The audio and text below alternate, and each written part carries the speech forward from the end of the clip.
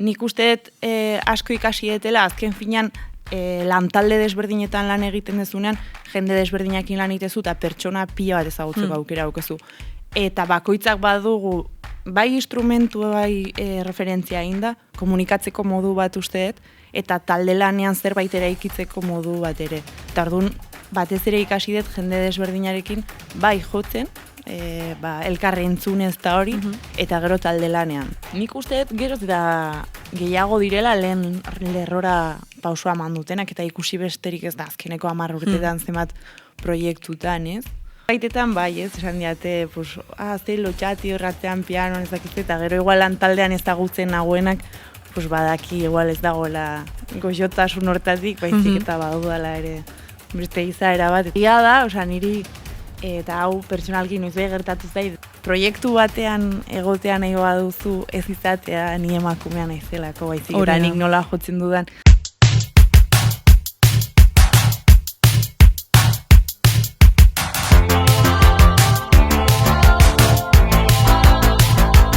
Ongi etorri beste aste batez Leku baten bila podcastera, astero moduan Iraia Kamra naiz eta hemen gaude beste aste batez, beharrezko gauzetaz hitz egiteko. Kasu honetan Leku baten bila jarraitzeko, emakume gehiago ekartzekona, esperientzia gehiago ekartzekona. Gainera lehen justo tertuliatxo bat izan dugu eta gogoa daukat gaurko atala hartzeko. Justo atal honetan joratuko ditugun gai ez ere hitz egin dugulako, eztabaidatu dugulako, eta gogoa daukadalako ere gaurko gonbidatuak zer esango digun entzuteko.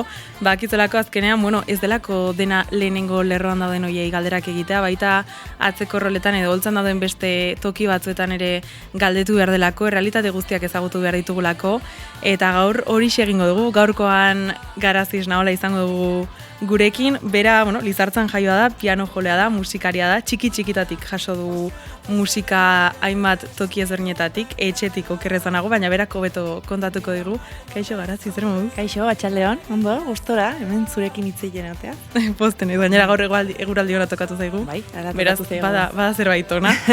Lehenengo galdera moduan, gero sartuko gara gehiago zure bizitzan eta zure musika esperientzian, baina lehenengo galdera moduan beti gustatzen zait galdetzea, podcastak izena du Leku baten bila, Leku baten bila gabiltzalako, eta beti gustatzen zait galdetzea, ea zuk, ezakit, zure tokia bilatu duzun, zuretzako zer den emakumeentzat Leku baten bila ibiltzeak edo leku bat bilatzea? Nik uste leku bat bilatu baino eraikitzen goazela, eta niretzat bada erosonagon jendarte batekin lan egitea, gaina horre gero zuertez guk egiten dugun edo sortzen dugun hori entzule talde jator baten gana ere iristen bada, niretzako ja hori bada leku bat topatzea, baina uste eraiki egiten dela bilatu baino gehiago. Bai. Igual podcastaren izen aldatuko guez, Leku bat eraikiten. Lan asko bai, gauzaien atzetik eta, batzutan lan batzuk ikusten diala, baina atzetik ere lan asko daula, bai taldea eraikitzen, ensaiatzen, batita besteari laguntzen, sortzen, eta ezakit, gauza batzuk igual beti azalean gelditzen dira, baina bestea atzeko asko ez dira ikusten, eta igual gero hor fokupean gaudenean badirudi, topatu degula leku hori bezala, baina askotan, bai urte askotako, baina egun askotako lana eta ordu asko daude atzean. Bai.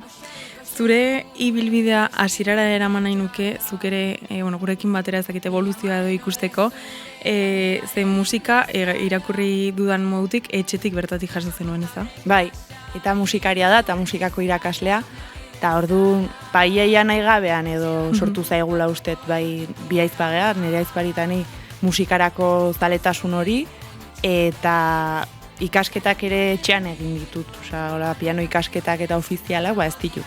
Nik etxean jaso dut hasierako formazio hori, eta gero autodidakta izan ez neurri handi batean, eta gero junez leku eta iturri desberdinetatik jaten, baina batez ere etxean jaso dugu, atxean partetik, erdi jolasean eta hola, hasita, ez nahiz oso ondo gogoratzen, ez daren noiztik, baina bai hola izan da. Eta noiz erabaki zenuen musika hobi bat izatetik zerbait profesionalagoa bilakatzea?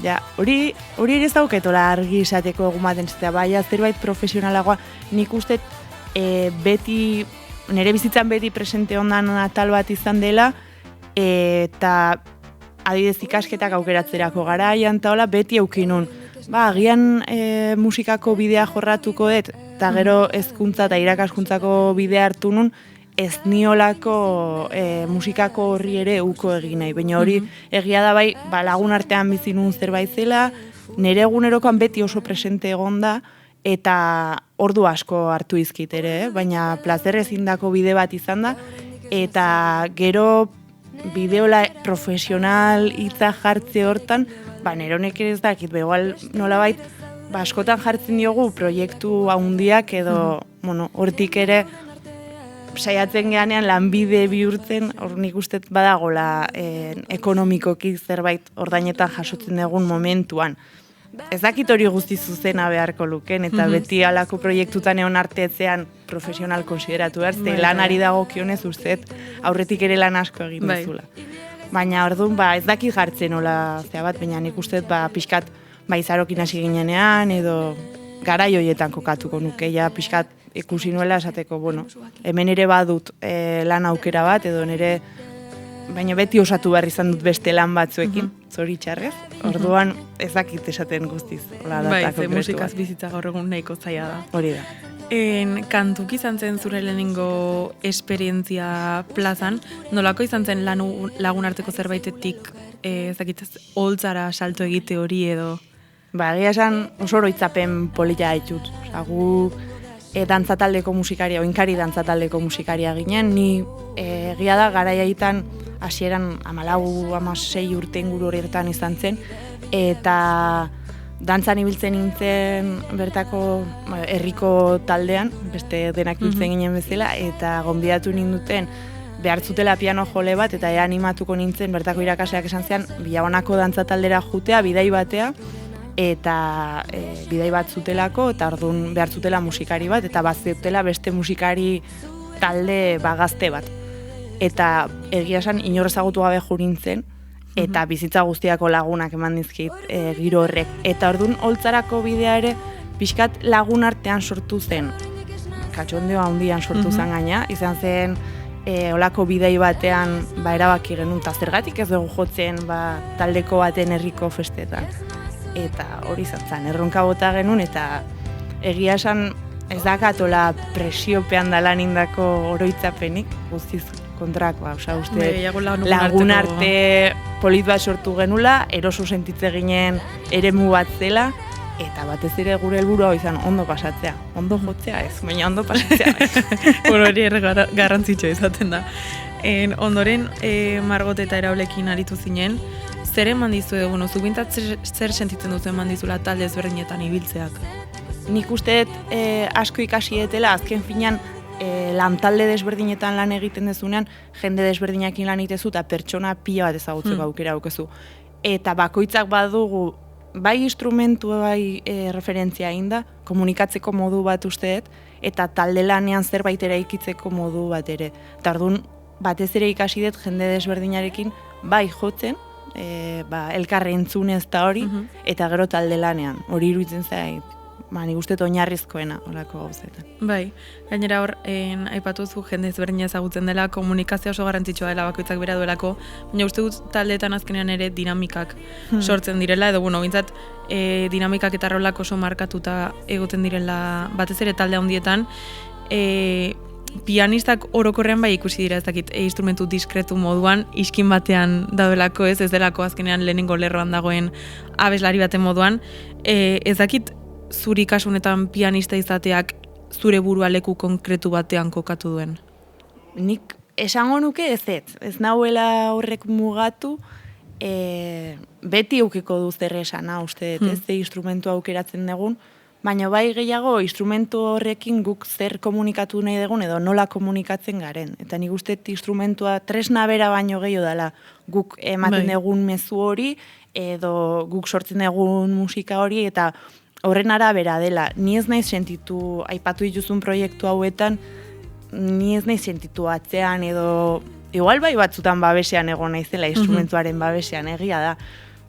Instrumentuak berak ere fisikoki baduelako babes edo elementu hori, baino aldi berean uste nire jotzeko eraketa baduela hortik ateratzeko hori ere ez, eta joera hori. Eta zentzu hortan ez dut uste rolak hainbeste markatu izkigunik, ze instrumentu jotzen ditu gean, baizik eta gure izaerak eta taldeko dinamika horiek eragin gehiago dutela irutzen zait. Bai, eta noizbait sentitu duzu behar bada publiko aldetik bigarren plano batean mantendua izan zarela alde batetik pianista izatagatik eta beste alde batetik pianista gehi emakumea izatagatik? Egia esan, ni egon naizen proiektutan, normalean ez naiz, uste dut, igual bigarren lerro batean bai egon naiz, baina atzeatzeko lerroan ere gutxitan egon naiz.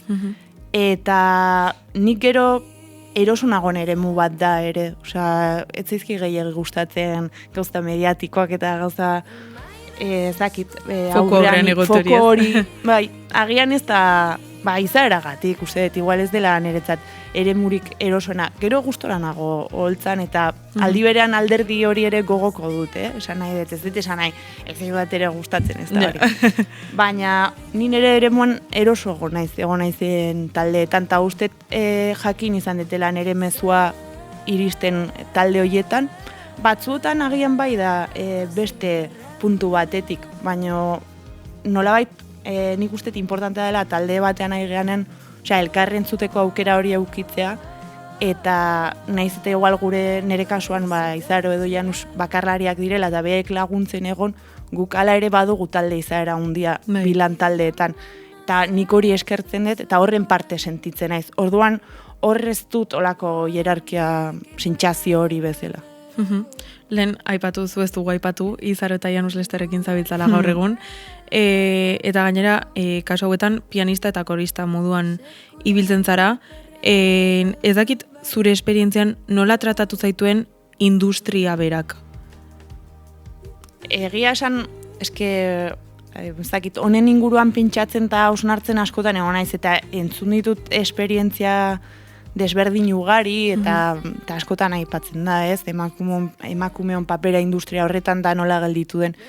Nik beti esaten dut, nik zortea handia izan dut zentzu horretan, eta ez dakit den zortea, edo ere ikitzen jungaren zerbait lanean egon gehan lan taldeetan, asko itzen dugu gai hauetaz, eta guzti horren gainetik saiatzen geha lan talde edo pertsona, humanotasun hortatik eraikitzen taldeak, eta ni egon naizen talde hauetan, egia esan nik ez dut orako espresio handirik eta orako gauzarik sumatzen. Egon badaudela, badakit eta jendea jasaten duela ere, baina nik zentzu hortan uste zortea handia izan detela. Adibidez, hemen askotan hitz egin izan dugu ez, egia da instrumentalista gutxi izan ditugula oraingoz, baina abeslari asko aipatu didate behar bada soinu frogetan edo horrelakoetan bai sentitu izan direla normalean gutxietxiak gogoratzen naiz orain dela ezakit Loren Ekanek behin aipatu zuela berari gertatu izan zaiola ez bajista eta emakume izanik badela gauza raroa soinu froga batera joan eta teknikoak pentsatu berak baina gehiago dakiela ez hori egia da instrumentua jotzen duzuenetan asko gertatzen dela, eta orokorrean teknikoak gizonak izan ohi direla. Ezakit, zure kasuan sentitu duzun inoiz gutxietsi zaituztela, edo zu baina gehiago dakitela erakutsi duten hori? Bai, agian olako gauzetan, gauza teknikoetan eta eremu teknikoetan batzutan gertatzen zaizu, eta Lorek aipatu zizun bezalako esperientziak uste dut, goltzan ibilgan emakume gehienoi, edo emakume gazte gehienoi, ze gaztea zeanean emakume zein gizon ere gertatzen da hori, ze esperientziaren zeatik batzutan begiratzea izute, baina gurea badirudi batzutan gaztetasun horretatik aratagoz dela juten, eta jotzen ikuste zaituzten arte, batzuetan bai gertatzen da, igual esatea kablean ondik sartu behar duzun, edo gutxi gora bera nola jarri beharko zenuken, edo hasten zeanean igual entzuteko froga egiten eta esaten diozunean, bira ez dut entzuten hau, eta bagian zalantzan jartzea zuk esaten dezun hori. Baina, bueno, nik uste behin ja ikuste zaituztenean ohartzen diala eta pixka bat hori ere lantzen jun gehala. Bai, bereik ere pixka bat atzea egiten dute. Bai, nik uste aldatzen jun dela. Osa, niretzat hori pixkanaka aldatzen badoa. Oraindik badago, zerrezi eta zertan irakatsi, baina bai. Emakume musikari askotan aipatu izan dugu hemen, irudiari lotutako exigentzia asko daudela, irudia asko zaindu behar dela, egia da, bai Izaron eta bai Janos Lesterren estetika asko lantzen dela, badaukatela bakoitzak beraien estetika eta beraien estenografia, ez dakit zure kasuan noizbait exigitu dizuten, ez horren beste taldeen aldetik, bai publiko aldetik, ez dakit iruditegi baten barruan sartzeko. Ez detola oroitzapen, ez bizi izan, hola, zerbait presio handiarekin bezala. Egia da, lehen esan deguna, gu hortarako bai bagaude bigarren plano batean, eta uste oso desberdina dela zentzu horretan. Eta bai, estetika landua duten bi proiektutan egon naiz, baina estetika horren eraikuntzan ari dianak ere, kasu hauetan, bi hauetan emakumeak daude atzean. Eta orduan, nik uste hor ere badagola, lantaldea segun nolakoa den ere, asko aldatzen da begira da, eta nola jun. Igual gehiagotan gertatu zait, telebistara edo goazenean, edo grabaketa batera, eta makillajearen kontuarekin. Ni normalean oso gutxi makillatzen naiz, edo enez makillatzen, eta gaina ez da gustatzen gehiagi makillatzea, eta noiz egiten bai gertatu zait, igual gu taldekideak, Janusen, pentsa, bagera 7, eta ni bakarrik makillatu naute. Eta hori bai, esan izan diet, nire lankideak ez dituzu makillatuko, ni ere ez naiz makillatuko igual. Bueno, holako gauzak igual gertatzen dira, baina bestela hola ez dut gogoan hola presioa arroparekiko eta hola ez dagoatzen dut. Eta adibidez, noizbait sentitu duzu exigentzia azkenean, egia da pianoak asko akonpainatzen duela ahotsa, eta gainera koroak eginda gehiago. Noizbait exigitu dizute abeslaria aina, bai irudi aldetik eta bai eskakizun aldetik holtza gainean? Ez detolako, ez daukete oroitzapenik zentzu hortan, ez detu uste. Gero, bai aipatu dugu, adibidez aurrekoan, Janirek Arantzabek aipatzen zigun, berari askotan, haserre eragiten diola, berari askotan lotzen diotelako goxotasun irudiarekin, eta askotan behar badarazo bat dagoenean teknikoki edo beraren gana joaten direla teknikoak esaten dutelako, honek ondo erantzungo dit. Egia da orokorrean emakumeak bai lotzen direla goxotasunarekin, eta ez dakit gainera pianoa zerbait klasikoa izanik, zerbait leuna izanik, hori ere askotan goxotasunarekin lotzen da. Ez dakit noizbait gertatu izan zaizun Janiren moduan edo estereotipo kasu batzuetan ezartzea zuri inork ezagutu gabe. Ja, aurre iritzien eraikitzea ez nire izaeraren zea. Bai. Bueno, igual zenbaitetan bai, ez, esan diate, ze lotxati horratzean piano, ezakitze, eta gero igual lantaldean ezagutzen nagoenak, badaki igual ez dagoela goxotasun hortatik, baizik eta badudala ere beste izaera bat, eta hori igual gertatu daiteke, baina ez detola gogoan esperientzia konkretu. Eta bai sentitu izan duzu, adibidez, ezakit, jendeak normalean zuri bai hartzen dizula aurre iritzi hori goxotasunetik edo pertsona jatorra izango da, aurre iritzitik. Agian jendeak egingo ditu, baina uste denok egiten ditu. Bai, olako eraikuntzak ez, artista edo holtzan dagon horrekiko, baina nik uste musikari garenok, azkenean gure izarekin bat datuzen gauzak egiten ditugula, eta nik uste neurri handi batean horrera ikitzen dugun komunikazioari hori ere, badala gure izaerarekin bat datorren zerbait ere. Orduan, pixkanaka ikusten duzunean, uste baduela lotura. Bai. Adibidez, galdetu nahi izun, lehen aipatu duzu taldean honi buruz hitz egiten duzuela.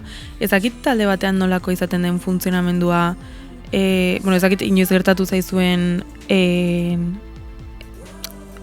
emakume bat gutxiestea taldean, kanpoko norbaitek edo, ezakit talde batean, eta kasu honetan horrelako proiektu handi batean, nola hartzen diren horrelako gaiak, nola eusten diren, nola hitz egiten diren? Guk, salen aipatu izuten bezala, lantalde bat geha, baina laguntalde handi bat geha, orduan, gai askotaz hitz egiten dugu, baina batez ere gai hauek presente daude, azkenean egunerokoan dauden gauzak dira, eta nik bintzat, gertatu ezkero lako zerbait, ez nuke inongo zalantzarik eukiko lantaldean hitz egiteko, eta lantaldeak badakit erantzungo lukela. Bietan, ziur nago. Ez da gertatu, eta ez da eman, igual noiz baiten zerbait gertatu denean, erantzun da, baina bai, hori hitz egiten dugu, talde bagea, jende asko gaude lanean, eta uste bai barnean, bai kanpoan gertatu ezkero, behar diren neurriak hartuko liratekela. Lehen aipatu dugu, zuri batzutan bigarren plan horretan egoteak laguntzen dizula. Ez dakit zure kasuan behar bada askatasun handiago ematen dizun, edo egia da, askotan esaten dela, instrumentu bat aurrean duzunean babes moduko bat ematen dizula, ez? Ez daudelako, ez dakit hain exponituta kanpo aldari. Ez dakit zure kasuan askatasun ematen dizun instrumentuak aurrean eukitzeak. Nik egia da, bizitza guztia daramaki pianoaren atzean, orduan erosoen pianoan nago, zalantzari gabe. Gitarra bat edo hartu izan dudanean igual abestiren bat jotzeko, eroso nago ere, baina ez da inbestea. Abestu balin badut, eta oso gutxitan gertatu zaite, baina mikroa eskuan, egia da, oaindik deseroso nago deseroso gaudela, ez gaude ohituta, ez, komunikatzera gure gorputzarekin gauza guzti horiek, eta gehiago iruditzen zait ohitura kontua, beste zer baino, landu barriko zerbait, tokatuko balitzait, jarri beharko nintzateke hori lantzera. Baina momentuz, eroso nago nire pianoaren atzekaldean. Eta zuk, noiz esentitu zu adibidez, ez dakit, zure sormen propioa garatzeko beharra? Hortan ere, nik uste talde hauetan ere badut espazio dexente zentzu horretan, esan nahi dut. Azken finean kantuak eginak daude, eta abestiak daude, baina nik hori badut nerera eramateko aukera eta nere ekarpena egiteko. Lan hori asko gustatzen zait adibidez, edo ekoizpen prozesuetan parte hartu dut ere, zenbait proiektutan, eta hori norbaitek sortu duna bere etxean, eraldatzea eta horri ekarpenak egitea, eta talde lanean aritzea hortarako, hori pila gustatzen zaidan prozesua da. Eta nere sorkuntza propioak ere, ibiltzen naiz horretan ere, baina hori, pixkanaka, iritsiko da zerbait. Askotan hitz egin dut, eta nik ere bauka sentsazioa, emakume askori gertatzen zaiela, bigarren lerroan ohituta daudenean, zaila edo arrotza egiten zaiela, aldaketa hori egin eta lehenengo lerrora pasatzea ohituta delako bigarren lerroretan egotea. Ez dakit, zuk hori industria barrutik nola bizi duzun, eta zuk bigarren lerro horretan egotea ohituta egonik nola ikusten duzun hori? Nik uste dut geroz eta gehiago direla lehen lerrora pausua eman dutenak, eta ikusi besterik ez da azkeneko 10 urtetan zenbat proiektutan, ez? Alderantziz uste oraindik gehiago kostatzen dela, esango nuke atzean dauden emakumeak gutxiago gara instrumentista bezala, instrumentuarekin soilik gaudenak. Seguruenik badu lotura estereotipoekin, eta azkenean instrumenturekin ateratzen garen oholtzara ere, ez? Baina iruditzen zait azken urtetan, abeslari, kantautore perfilan, iruditzen zait geroz eta jende gehiago dagola. Eta gero, atzitik aurrerako salto hori ematea, uste dut behar dituzula, uste desberdina dela, sorkuntzaren arabera eta ze momentutan harrapatzen zaitunaren arabera, aipatu egon bezala. Erosoa da, baina baditu bere argiak eta bere itzalak bezala, ez? Eta batzuk nahiago dute, igual lehen lerro horretan, jaso behar dituzun beste gauza asko ez jaso, eta zure instrumentuarekiko ekarpen bat egin proiektu bati, eta hor gelditzea. Eta niretzat bilan desberdin bezala dia. Orduan, uste dut, gustatuko litzaiakela aurrekoa ere probatzea, baina atzean ere erosuna gola. Eta zenbait proiektutan egon naiz, aurrerago edo atzerago mugitu naiz, eta egia esan bietan eroso sentitu naiz. Ni benetan komunikatzen nahi naizena, sinisten badut, uste dut aurrean edo atzean egin dezaketa. Eta hor, interesante egitu zait esan duzuna, zergatik uste duzu, guztiz egia da, musikari, instrumentista emakume gutxi daude orokorrean, zergatik uste duzu gertatu daitekela hori?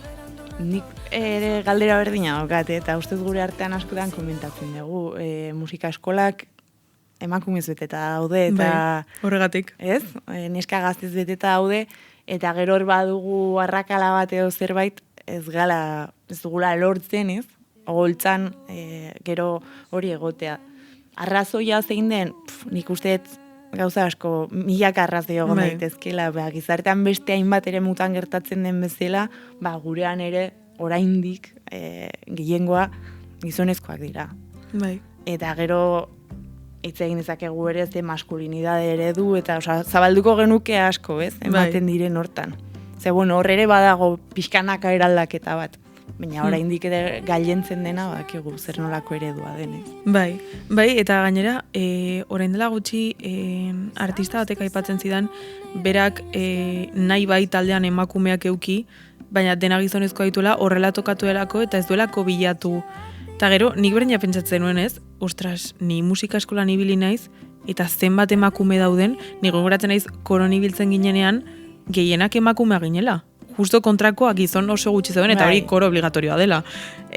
Baina, eta gero esaten nuen, eta gero, zer gertatu da taldeetan emakume guzti hauekin ez? Non geratu dira edo ezakit? Nik uste jasotzen egun musika hezkuntza hori ere, ez dakitze puntutaraino dagoen, eta usteot aldatzen eta eraldatzen ari dela hau ere, baina ze puntutaraino dagoen zuzenekoan gero egiten den horretara bideratuta, ez?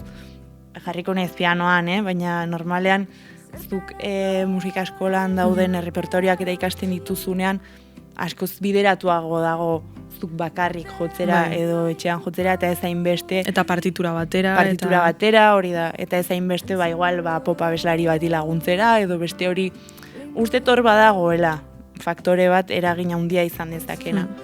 Eta gero uste behar ditugula emakumeok, eremu erosoak lehen aipatu dudan bezala, gure esperientzia izan zen bezala, gu baginen 8 ginen taldean, hortik 6 emakumea ginen, laguna ginen, eta lagun artean euki genuen aukera, inolako lotxarik eta gabe elkarri pasaxatuta, lasai, lehen esan dudana, ondo jo gabe holtzan egoteko. Eta uste hori behar ditugula holtza gehiago, beste maila bateko aukerak experimentatzeko eta probatzeko eta zure lehenengo esperientziak izateko aukerak. Nik uste aukera horiek behar ditugula. Ze askotan uste ez diogula gure buruari uzten akatxe egiten, ez? Beren oso zorrotza gehala zeintzu horretan. Eta perfekzionistak eta... Eta dena ez da kanpotik datorrena baizik eta gure buruari jartzizkiogun muga horiek. Lehen, aipatugu 2 proiektu honditan zabiltzala gaur egun, eta gainera gustatu zitzaidan ze justo lehen lerroan daudenak bat emakumea eta beste gizonezkoa da. Ez dakit hor nabaritu duzunzuk, lehen aipatu duzula talde barruko funtzionamendua oso ona dela, baina ez dakit nabaritu duzun ezberdintasuna bai kanpoko inputetatik bakoitza genero batekoa izan da. Nik uste, azkenean generoa bakarrik ez da aldatzen den faktorea, ez? Esan nahi zut orduan eragina duela lehen aipatu dudana, azkenean bai lidergo desberdinak izango dira, baina bi izaera oso desberdin daude hor lider bezala, eta orduan ja horren baitan ere, eta gu taldea osatzen dugunok ere desberdina gea, orduan horrek ere dinamikak aldatzen ditu, eta azkenean edozein lan taldetan bezala gertatzen da gurean ere, ez? Nik ez dut uste gure bi proiektuetan desberdintasunik handiena generoa izan denik, ez dut uste. Ez dut uste. Uste badaudela beste faktore batzuk, askoz ere eragin gehiago dutenak gure egunerokoan. Gero aipatu dut ere, uste dut maskulinidade guztiak ez direla berdinak, eta ni inguratu nahi zen jendea ere ez dut ikusten maskulinitate hegemoniko horren barnean kokatuta, orduan uste badaudela bai izaroren lantaldean bai bestean ditugun mutilak eta ez dala gauza bera, igual askotan buruan ditugun eredu horietan. Eta kanpotik begiratuta, bai uste dut orokorrean emakumeen musika entzutera, emakumeek sortutako musikara entzutera, emakume gehiago juten garela, eta orokorrean juten gehala kontzertu gehiagotara, hori bai ikusten da, holtzatik bai ikusten duzu. Horri buruz galdetu nahi nizun. Baina, kasu honetan, justo Janusen ere nahiko anitza da publikoa, eta baita ere agertzen da. Uste dut, badela ze eredu, ze musika mota egiten den, eta ze mezu bidaltzen den. Eta horren arabera hartzaiak aldatzen direla.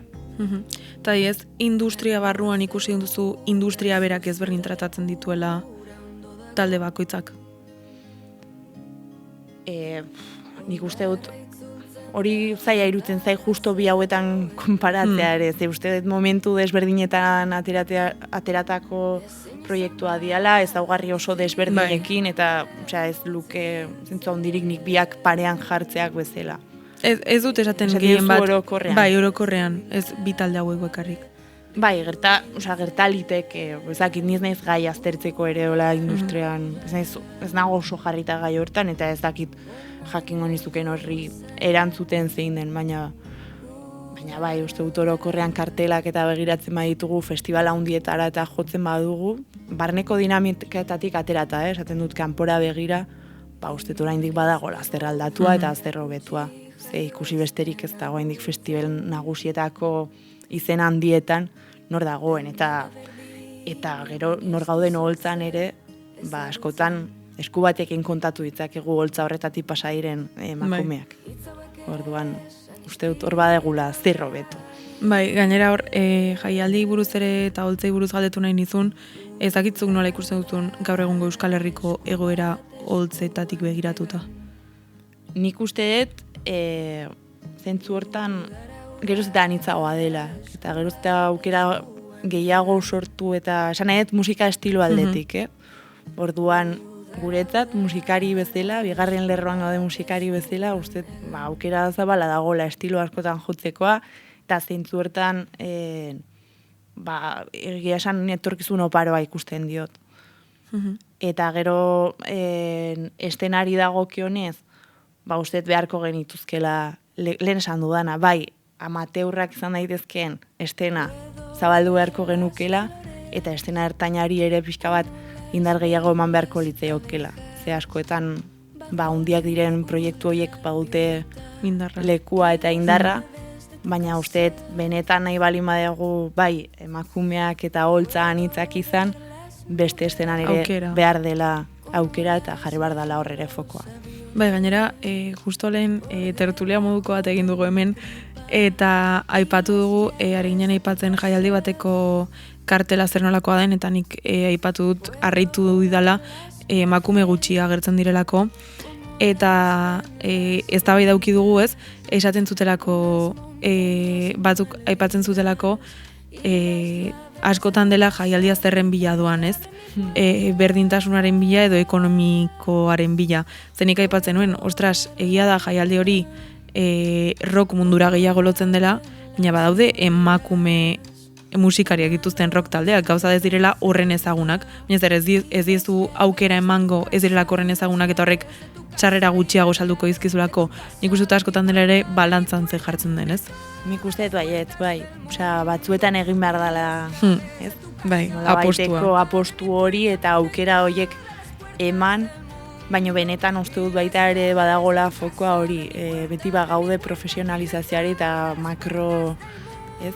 Bai, festival eta holtza handi hoiei begira, nik uste badagola aurretik lana ere holtza txikiagoetan, eta bajutea gu ere kontzertuak ikustera, beste eremu batzutara aukerak ematea eremu txiki horietan jende gehiago eksperimentatzeko aukera izan dezan, eta hortarako bai behar da bultzada eta inbertsioa hortan.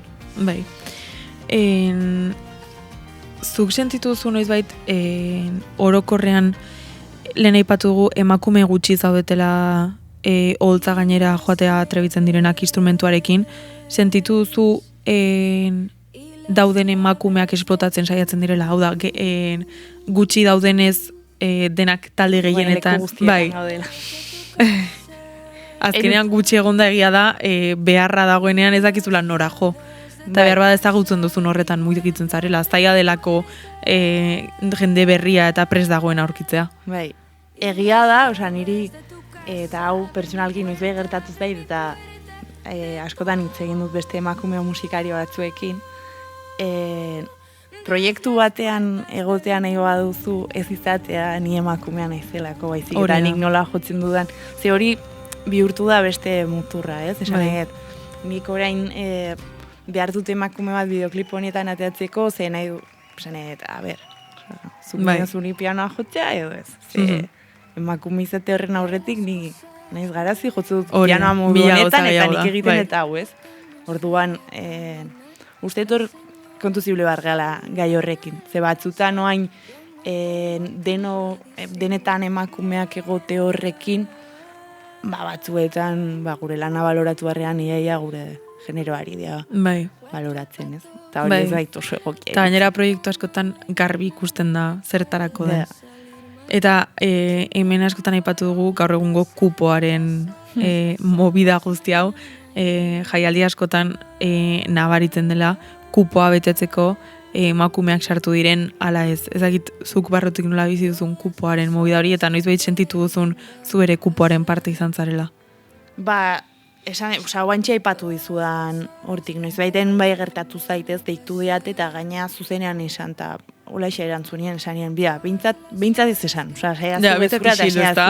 saiazu zuzenean zertarako den. Eta hori uste bai komentatu dut, jende desberdinarekin musika munduan gabiltzan emakumeekin, eta uste ez naizela bakarra hori gertatu zaion. Eta publikoaren aldetik, ezakit, nabaritzen duzu oraindik emakume batek lideratutako talde bati gehiago kostatzen zaiola publiko zabalago eukitzea. Lehen aipatzen genuen eta hemen askotan aipatu dugu normalean kontzertuak ikustera edo talde berriak deskubritzera joaten garenak emakumeak izaten direla. Spotify Wrapped eta Apple Wrapped eta holako atera zirenan argi ikusi zen eta estatistikak daude gizonak gizonen taldeak entzuten dituztela eta emakumeak talde guztiak entzuten dituztela.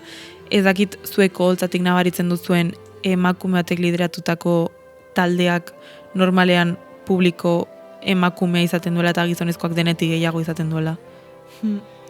Nik usteet, lehen aipatu dizut, bai sumatzen da, baina usteet gehiago dela segun ze musika estilo eta ze ordutegirekin funtzionatzen dugun ere. Ordutegiare badamelo. Esango nuke baiet. Bai. Ze azkenean hor sartzen dira kontziliazioa, eta uste dut gizarteko beste gai askok eragina dute gure fokoan. Orduan nola antolatzen dugun denbora librea eta zertan jartzen dugun, uste dut hori dala gakoa, ez? Edo zertarako hartzen du denbora librea emakume batek, bi haur dituenean, edo nork hartzen du kontzertu batera joteko autua. Uste dut musika baina hor dagoela fokoa. Ez dela arazoa emakume batek lideratutako talde batean, baizik eta uste atzerago badagola sakonagoa den gai bat, eta zabalagoa den. Zure begiradatik orokorrean nola ikusten duzu gaur egun euskal musika estenan emakumeen tokia?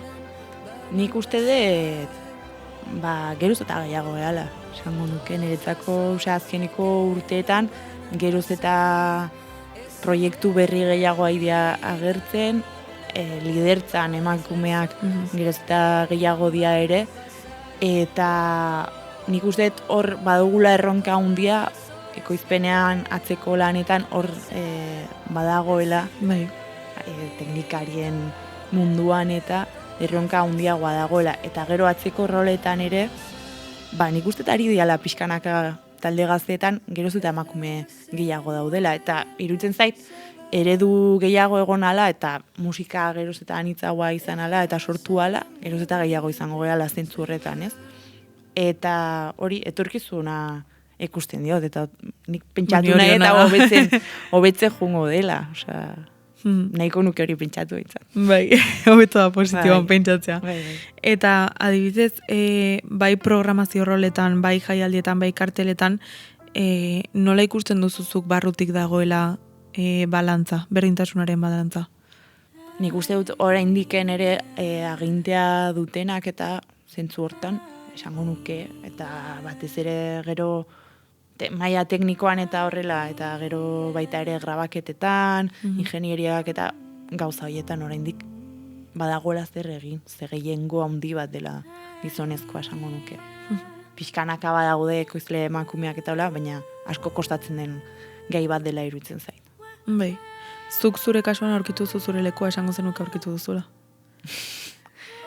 Nik uste ari naizela leku hori eraikitzen lehen esan dizudan bezala, baina ez dakit, ez dut zerbait finkoa bezala ikusten nunbaitera iristea bezala, baizik eta, egiten jungo eran bide bat, eta gustora nago momentu enten sortzen ari zaizkidan proiektuekin, lanean nabienekin, eta holtzak partekatzen ditudan jende horrekin ere orduan.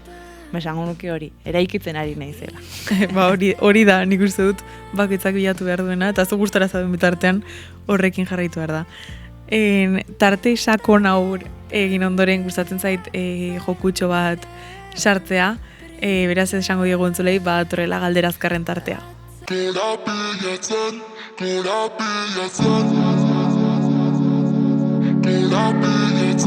Izango da 12 galderako tarte bat, eskatuko dizut hitz bat edo bitan erantzuteko alden enean. Zai izaten da. Eta, bueno, esaldi bat behar da nunbaiten, zuk esan dezakezu hemen utzea saltzen. Bestera nik eskatuko dizut. Presaude? Bai. Vale. Zer da musikaren bidez transmititu nahi duzuna? Sentitzen dudana momentu honetan. Industriaren gaur egungo egoera? Komplikatua. Vale. Euskal musikaren etorkizuna? Oparoa. Musikan superbotere bat izan beharko bazenu, zein litzateke? Entzulearen belarrietan jartzea. Vale. Musika industriaren oztopo nagusia? Hau bai ezakutu.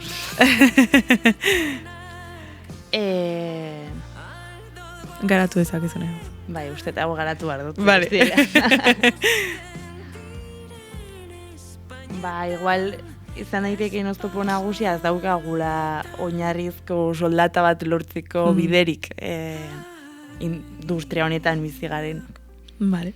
Inspirazio iturri nagusia? Itxasoa. Vale. Hotzan sentitzen duzun emozio nagusia? Hori zaila da ere, hitz bakarrean esaten, aldatzen da. Esaldi utziko dizut.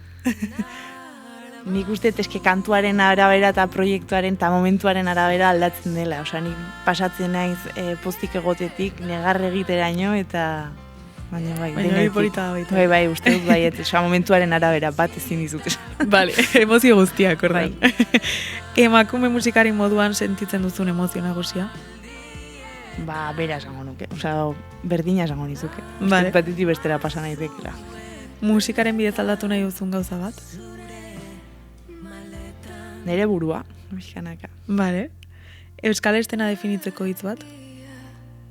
Aberatsa.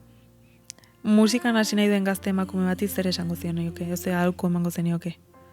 Gozatzeko. Vale. Eta 2026-rako zure helburu nagusia? Gozatzea ere, nik ere musikan gozatzen jarraitzea. Hori garrantzitsua ere. Garazi, mila esker gaurkoan hemen egotagatik. Uste dut gai askotaz hitz egin dugula. Uste dut entzulentzat ere garrantzitsua dela rol ezberdinak ezagutzea, bakoitzaren agotan eta bakoitzaren bizipen eta esperientzian dagoena ezagutzea, eta hori ikustaraztea, ze uste dut ona ere etortzen garela historiak, bizipenak eta errealitateak ikusarazteko, jendeak ere jakiteko benetan zer gertatzen den, ez dela dena, batzutan dena polita dela, baina batzutan ere erronka eta oztopo asko daudela, beraz mila esker gaurkoan hemen egotagatik. Eta zuei hurrengo astean ikusiko zaituztet, hemen egongo gara eserita beste gonbidatu batekin, eta jarraituko dugu leku baten bila, edo gaurko ondoria bezala leku batera ikitzen, beraz hurrengo astera arte.